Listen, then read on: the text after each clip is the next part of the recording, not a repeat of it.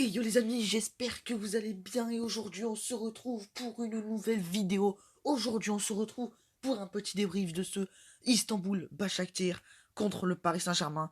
Voilà, ça vient de se finir, victoire 2-0 du PSG.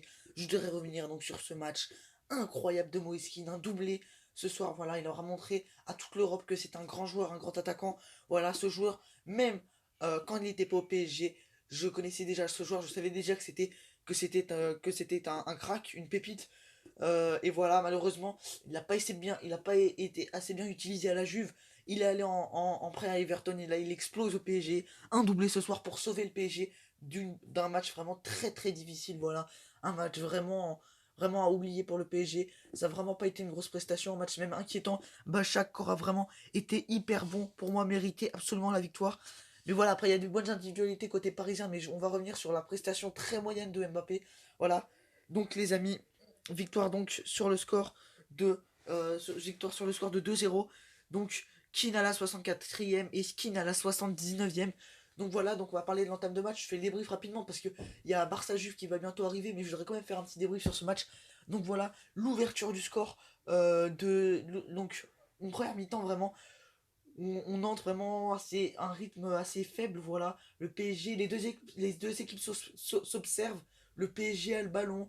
Euh, Bachak a quelques actions intéressantes. Le PSG qui est en grosse difficulté lorsque Bachak attaque, hein. Il y a beaucoup de frappes. Navas qui a vraiment été énorme. Il a dû faire 2 3 arrêts, voire 4 arrêts de grande classe. Et le PSG qui est un petit peu mieux au fil de la seconde période. Mais voilà, Bachak vraiment tient vraiment très très bien en échec.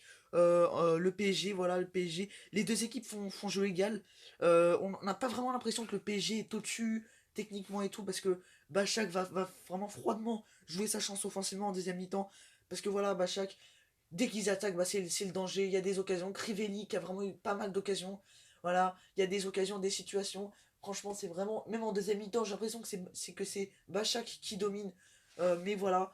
Mais ensuite, sur un corner tiré par Kylian Mbappé, et ben, et ben c'est qui? C'est Moiskin qui est oublié par les défenses turques qui va marquer d'une tête, voilà, magnifiquement placée, donc 1-0. Donc voilà, c'est vraiment le 9 que je kiffe parce que voilà, il a un peu le profil de Romelu Lukaku. Voilà, un 9, voilà, qui a du physique, qui a de l'impact, qui peut, lorsqu'on l'a vu, la preuve sur le deuxième but marqué, voilà, il peut voilà, tenir, il a un physique, voilà, il peut tenir le ballon, créer des situations, voilà, un vrai pivot qui peut créer du danger, voilà, qui peut marquer des buts en étant solide sur ses appuis, et aussi un neuf, voilà, qui a vraiment une très très bonne finition, voilà, un très bon réalisme. Enfin bref, voilà, l'attaquant parfait pour le PSG. Pour moi, voilà, il mérite largement sa place à Icardi, ça va vraiment être un très gros coup dur pour Icardi. Voilà.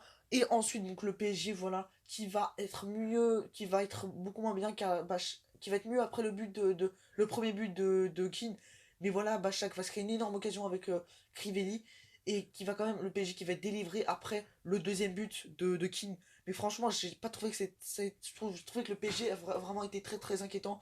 Parce que voilà, c'est en face, c'est que Bachak tire, hein, c'est pas non plus un grand d'Europe, mais une équipe qui a zéro expérience en Ligue des Champions, bah, qui aurait pu largement s'imposer si le PSG avait pas été solide. Après voilà, c'est pas non plus une mauvaise prestation, voilà, ça aura pas été une prestation catastrophique parce qu'il y a eu des bonnes choses, mais encore une fois, c'est vraiment trop limite pour moi. Le milieu de terrain n'est pas à la hauteur. Tourelle, encore une fois, il nous fait de la merde. Il nous met Danilo Pereira en défense centrale, alors le gars de base, c'est un milieu de terrain. Enfin bref, voilà, Tourelle qui continue de nous faire de la merde.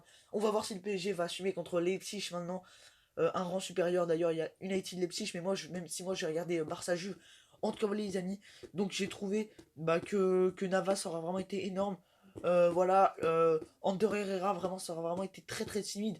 Voilà, j'ai trouvé vraiment que les joueurs parisiens n'auront pas été à la hauteur. Di Maria, qui a vraiment été inexistant. En même temps, le gars, il joue jamais en Ligue 1 vu qu'il est suspendu.